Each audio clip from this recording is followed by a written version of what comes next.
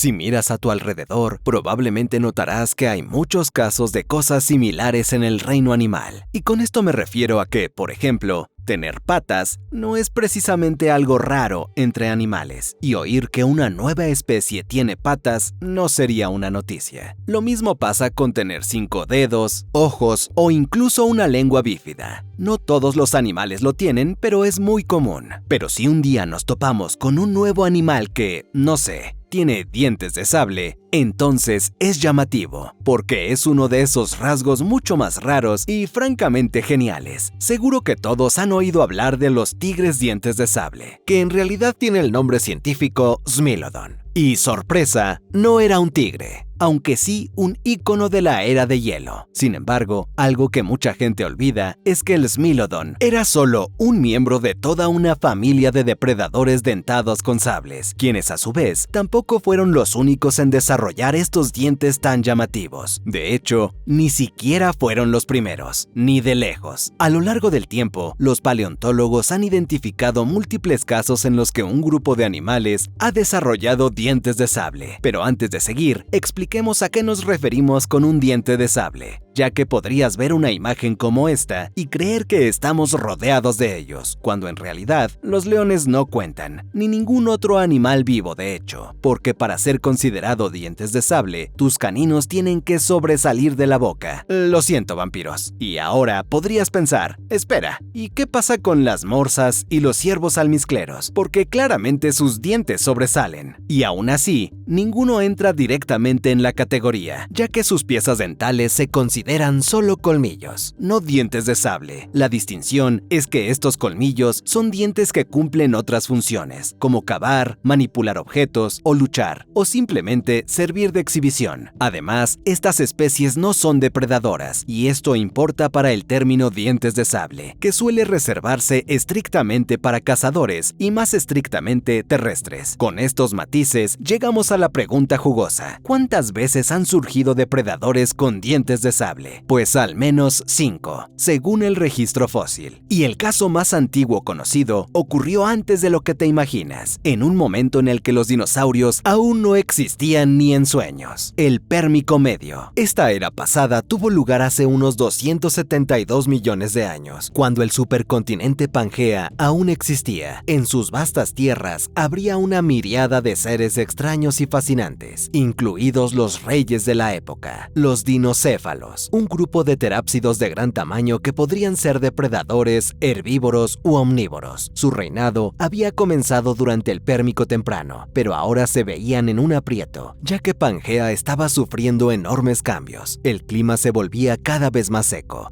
transformando muchos ambientes en otros nuevos. Esto fue un mal presagio para los dinocéfalos, que tenían problemas para adaptarse, pero los vientos cambiantes también crearon oportunidades para un montón de recién llegados que querían ponerse la corona, y entre ellos estaba un grupo muy peculiar, distinto a cualquier otro visto antes: los primeros dientes de sable conocidos, los gorgonópsidos. Si miras uno, podrías pensar que estás viendo algún prototipo felino o un pariente cercano, pero ni de lejos, ya que no eran mamíferos. Vaya sorpresa. En realidad, los primeros dientes de sable eran como los dinocéfalos, antiguos terápsidos, y más concretamente, terápsidos no mamaliaformes, que estaban más emparentados con los mamíferos que con los reptiles, pero oficialmente no eran ni uno ni otro, y descendía de un pelicosaurio ancestral. En general, estos sujetos no eran especiales o únicos, poseían cuerpos bajos, estrechos pero musculosos, 4 extremidades y cráneos largos y delgados, nada demasiado loco para la época. Sin embargo, dentro de esos cráneos estaba la verdadera salsa mágica: sus dientes de tamaño extraordinario, que presentaban una forma de caninos superiores alargados y afilados como navajas, y podían ser tan largos como los dientes expuestos de un tiranosaurio. Se cree que estos dientes evolucionaron lentamente mediante variaciones genéticas aleatorias que proporcionaron una ventaja de supervivencia y fueron favorecidas por la selección natural, dando dando lugar a dientes de sable expresados a lo largo de generaciones. Dicho de manera más sencilla, los gorgonópsidos los obtuvieron porque son excelentes para perforar pieles gruesas y penetrar profundamente en la carne, una herramienta perfecta para la Pangea pérmica, donde vagaban muchos pararreptiles acorazados, algunos de los cuales alcanzaban más de 1 tonelada, y con esos poderosos dientes, los gorgonópsidos podían derribar a estos y a muchos otros animales con facilidad. Los gorgonópsidos tenían mandíbulas y dentición de tipo reptiliano, lo que indica que no eran los más precisos a la hora de morder, y por ello podían haber dependido de una táctica de morder y retirarse, emboscar a una presa desprevenida, darle un mordisco y luego echarse atrás mientras observaban cómo se apagaba la vida, dando mordiscos adicionales si era necesario hasta que la criatura estuviera lo bastante débil para recibir el golpe de gracia. Y claramente, fuera cual fuera la táctica que empleaban estos sujetos, funcionó de maravilla, pues rápidamente se extendieron por casi toda Pangea y se convirtieron en uno de los depredadores más abundantes y dominantes del continente. Y al combinar su abundancia y sus capacidades, terminabas con montones de gorgones que variaban mucho, principalmente en las proporciones corporales, porque aparte de eso, eran bastante similares. Hubo gorgonópsidos que podrían haber sido tu mascota, como el diminuto Aloposaurus, mientras que otros te habrían hecho a ti su mascota, alcanzando proporciones de felino grande o de oso. El rey de los dientes de sable de entonces era Inostrancevia, que medía más de 3 metros y pesaba 350 kilogramos, que como dato curioso, equivale al mayor oso negro jamás registrado en Nueva Jersey. En otras palabras, los gorgonópsidos prosperaban y se adaptaron a numerosos ambientes en el supercontinente, incluidos desiertos áridos, estepas frías, llanuras costeras, bosques de coníferas y todo lo demás. Desgraciadamente, el mundo no quiso ver hasta dónde podían llegar los primeros dientes de sable, pues los gorgonópsidos no tenían ni 25 millones de años de existencia cuando fueron golpeados por un acontecimiento de extinción. Y no cualquier acontecimiento de extinción, sino el peor de todos, la extinción masiva del Pérmico Triásico. Llegó en forma de enormes erupciones volcánicas que lentamente convirtieron el mundo en un infierno, provocando incendios forestales frecuentes, aumento absurdo de la temperatura, lluvia ácida e intensa radiación, efectos que resultaron demasiado para los gorgonópsidos, provocando una ausencia de dientes de sable. Y si eres conocedor del Pérmico, quizá creas que he olvidado que los gorgonópsidos no fueron los únicos dientes grandes que evolucionaron en ese momento, ya que había otros grupos como los pterocéfalos y los anteosáuridos, donde había depredadores que en algunos casos tenían caninos agrandados que podían incluso superar en tamaño a los gorgonópsidos, solo que no profundizaremos en ellos porque no cumplen los requisitos para ser considerados verdaderos depredadores dientes de sable. En un par de casos, como el pterocéfalo moscorrinus, se acercan, pero siguen sin pasar la prueba por razones matizadas. Sus dientes no eran lo bastante aplanados y eran demasiado circulares, y les faltaban algunas adaptaciones consideradas esenciales como una gran abertura de mandíbulas o modificaciones en la articulación mandibular. Por eso, por el momento, no los incluiremos. Dicho esto, tras la extinción de los gorgonópsidos, la Tierra entró en una era sin dientes de sable, que duró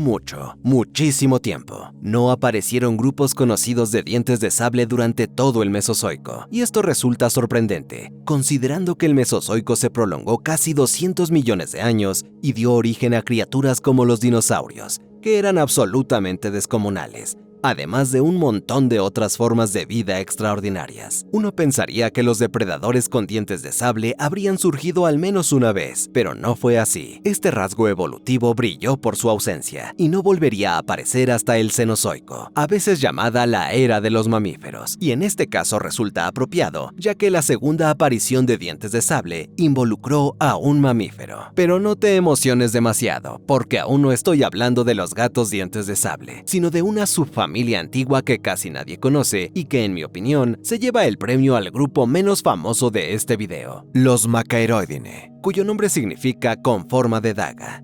Estos sujetos empezaron a aparecer en el registro fósil hace unos 52 millones de años, durante el Eoceno medio, y parecían ser un grupo bastante exclusivo. Por ahora solo se conocen 3 géneros: Apataelurus, Diegoaelurus y Macaeroides. El primero se traduce como falso gato, porque, bueno, se parecía mucho a los gatos, con colas largas, cuerpos esbeltos y rasgos superficiales similares, pero no eran gatos, ni siquiera pertenecía a los feliformes. En cambio, pertenecía a los oxiénidos, mamíferos placentarios como nosotros, pero mucho más antiguos, que surgieron tras la extinción de los dinosaurios. Todos eran carnívoros, pero solo los macaeroides apostaron por caninos sobredimensionados y preferían ambientes cálidos y húmedos, encontrándose en América del Norte y Asia. Eran comunes, pero no los mayores depredadores. De hecho, los macaeroides no llegaban a ser más grandes que un perro mediano, siendo la especie más pesada del tamaño de un Golden Retriever. Sin embargo, antes de ponerle ojitos tiernos, imagina un Golden Retriever atacando y derribando un rinoceronte o un caballo. Difícil de imaginar, ¿verdad? Sin embargo, se sugiere que los macaeroides podían hacer esto, considerando que sus dientes estaban diseñados para perforar mucha carne, y que rinocerontes y caballos eran comunes. Otra señal de que podía matar gigantes sería la presencia de extremidades delanteras absurdamente poderosas en relación con su tamaño, pero para su desgracia, estas adaptaciones no evitaron que fueran superados, ya que sin saberlo, acechaba un aspirante que acabaría destronándolos. E irónicamente, eran otros dientes de sable, los nimrávidos. Y aunque esto marcaba la primera vez conocida en que dos depredadores con dientes de sable coexistían, no estaban estrechamente relacionados, pues los nimrávidos desarrollaron sus sables de manera independiente hace unos 41 millones de años. Aunque ambos eran mamíferos, los nimrávidos ni siquiera pertenecían al mismo orden, sino que procedían de un grupo más conocido, los feliformes, que aún incluye carnívoros de aspecto felino como los gatos. Pero de nuevo, no eran gatos, solo parientes cercanos cuyos antepasados compartieron un ancestro común divergente hace 50 millones de años. Los felinos esperarían un poco más para recibir sus sables, mientras que los nimrávidos los desarrollaron rápidamente. Pero, ¿qué les daba ventaja sobre los macaeroides? Parte de ello estaba en los propios sables. Los de los macaeroides eran más primitivos y rudimentarios, con menos soporte, flancos más cortos y menos adaptaciones para cortar una vez que producían el contacto con la presa. Entretanto, los nimrávidos poseían caninos más especializados, mejor protegidos y reforzados, lo que les permitía dar mordidas más profundas y potentes en pieles más duras. Además, las mandíbulas de los nimrávidos permitían mayores aperturas al morder, lo que les ayudaba a perforar y destruir con facilidad órganos vitales, y como si necesitaran más ventajas, tendían a ser más grandes y musculosos. Pero el factor definitivo fueron sus adaptaciones locomotoras, ya que los nimrávidos tenían una diversidad locomotora más amplia, con muchos de ellos bien adaptados para correr, mientras que los macaeroides solían ser mejores trepadores, y normalmente no sería un problema, pues permitía ocupar nichos diferentes. Sin embargo, durante el Eoceno medio, el mundo experimentó una tendencia de enfriamiento y sequía, que llevó a que muchos bosques frondosos se transformaran en matorrales y bosques abiertos, algo beneficioso para los nimrávidos, y en poco tiempo pudieron expandirse por Norteamérica, África y Eurasia, donde se convirtieron en algunos de los depredadores más exitosos, y gracias a un poco de suerte, aparecieron en un momento más estable de la historia que los gorgonópsidos o los macaeroides, lo que junto con su amplitud geográfica significó una cosa: mucha diversificación, con al menos 3 subfamilias, Nimravinae, Oplophoninae y los Barburofelinae, que en algún momento se consideró un grupo entero de dientes de sable aparte, pero que ahora generalmente se clasifica dentro de los nimrávidos, y entre ellas 3 se podrían encontrar prácticamente cualquier tipo de colmillo de sable imaginable. Los dientes sobre todo diferían, presentando una variedad de formas y tamaños según la especie, y algunos desarrollaron colmillos que eran casi tan largos como su cráneo. Curiosamente, en estas especies con megacaninos también se tendían a ver rasgos más felinos, con muchos como el Quercilurus, mostrando un parecido asombroso a los gatos dientes de sable. De ahí que los nimrávidos en general sean conocidos como falsos gatos dientes de sable. ¿Quién lo hubiera pensado? Y podían ser bastante corpulentos, con el género más grande identificado, el Barbourofelis, alcanzando 328 kilogramos y similar al tamaño de un gran león. Así que no sorprende que los géneros más pesados fueran normalmente un depredador ápice capaces de abatir herbívoros de megafauna. Sin embargo, muchos de los ejemplares más pequeños también eran depredadores de primera, y se podían encontrar nimrávidos del tamaño de jaguares, leopardos, guepardos e incluso linces, como el Nanosmilus. Este inmenso abanico de tamaños y dentición les permitió a los nimrávidos desempeñar muchas funciones,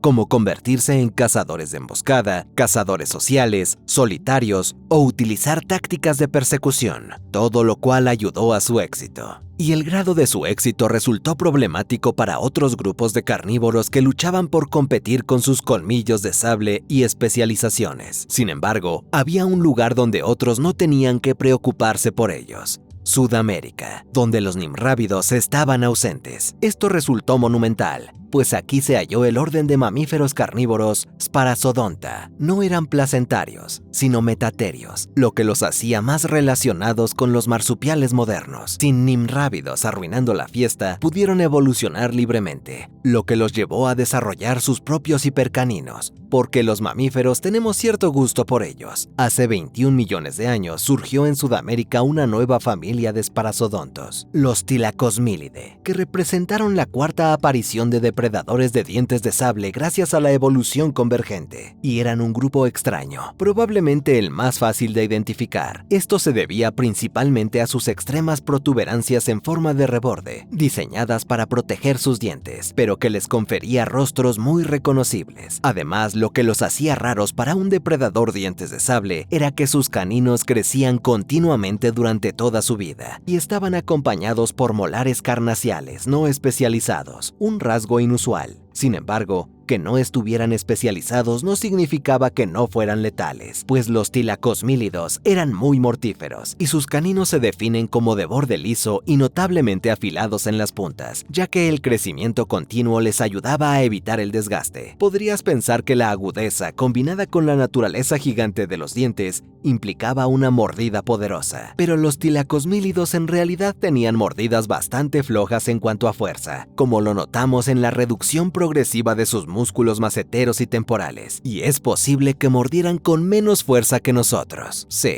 por lo que este grupo desarrolló un estilo de caza interesante. Utilizaban emboscadas para inmovilizar a sus presas, y usando sus poderosos cuerpos y pulgares semioponibles, manipulaban a la víctima de manera precisa para alinear perfectamente sus dientes de sable con zonas vulnerables del cuerpo, como el cuello. Y puede parecer contraproducente confiar en una táctica que requiere acertar en el blanco, pero les funcionaba bien a los Thylacothmilidos, que se establecieron en Sudamérica, encontrándose principalmente en sabanas y zonas poco boscosas, donde enfrentaban menos competencia de las aves del terror coexistentes y de otras rapaces casi tan grandes. Así que sí, sin nimrávidos, pero con cierta rivalidad, y en parte por la presencia de estos gigantes, el grupo no alcanzó los tamaños que se ve en otros dientes de sable, pues por lo general pesaban no más que un beagle, y de todos los géneros conocidos, el mayor, Thylacothmilus, no era más grande que un jaguar, y estudios recientes sugieren que esta comparación podría estar equivocada, ya que un artículo de 2024 establece un tamaño máximo de solo 41 kilos, así que imagina al perro grande de tu familia o amigos, pero un poco más felino y con colmillos enormes. Puede parecer un poco decepcionante, pero era todo lo que el grupo necesitaba, y persistieron durante millones de años, formando parte sin darse cuenta de un dúo de dientes de sable coexistentes. Sin embargo, por increíble que parezca, la combinación de nimrávido Thylacothmilido pronto se convertiría en un trío, porque los colmillos de sable estaban gestándose una vez más. Y sí, esta vez es lo que esperabas. Hablo de los gatos dientes de sable, científicamente llamados Macairodontinos. Según el ADN mitocondrial, se cree que esta familia se separó de los antepasados de los felinos actuales hace unos 20 millones de años y se originó durante el Mioceno medio en Europa, antes de pasar rápidamente a África. Los gatos dientes de sable eran grandes desde el principio, como lo demuestra el género más antiguo conocido, Myomachaerodus. que vivía sobre todo en Turquía y pesaba más de 100 kilogramos, similar al peso de una leona. Sus caninos eran alargados y presentaban pequeñas pero marcadas serraciones que, junto con su poderoso cuerpo, les permitían especializarse en abatir presas muy grandes. Esto ya lo situaba por delante de la mayoría de los otros depredadores de dientes de sable, pero además, al ser un félido, también poseía una excelente visión nocturna, oído agudo, bigotes táctiles, una abertura bucal extrema y la locomoción digitigrada sigilosa, lo que lo convertía en un paquete completo. Y esta nueva familia obtuvo un éxito instantáneo, extendiéndose rápidamente por el mundo y alcanzando un nivel de diversidad que competía con el de los nimrávidos. Con el tiempo evolucionaron dos tipos de gatos dientes de sable, los llamados dientes de daga y los de cimitarra. Los primeros incluían géneros como Megantherion y el famoso Smilodon, mientras que el grupo de cimitarra albergaba a Homotherium, Machairodus y Nimraves, que no era un nimrávido. Ambos grupos eran máquinas de matar, pero cada uno con su diseño. Los gatos dientes de daga tendían a tener caninos más largos y delgados y cuerpos más fornidos, mientras que los dientes de los gatos de cimitarra eran más cortos pero anchos y generalmente tenían constituciones más gráciles con patas largas. Por ello, los de daga corrían peor y actuaban como depredadores de emboscada en ambientes cerrados, mientras que los de cimitarra eran cursoriales, cazando en áreas abiertas. Pero estas eran solo tendencias, no reglas absolutas. Y como tenían cuerpos más robustos, fueron los dientes de daga los que llegaron a alcanzar mayores tamaños, siendo Smilodon populator quizá la más grande, con un peso de hasta 470 kilos. Piensa en un oso polar y ponle sables en la boca. Y aunque más pequeños, los gatos dientes de cimitarra también podían ser gigantes, con Homotherium rondando los 200 kilogramos, comparable a un león, y habrían funcionado como depredadores ápice de sus tierras. Francamente, estos gatos eran grandes en general,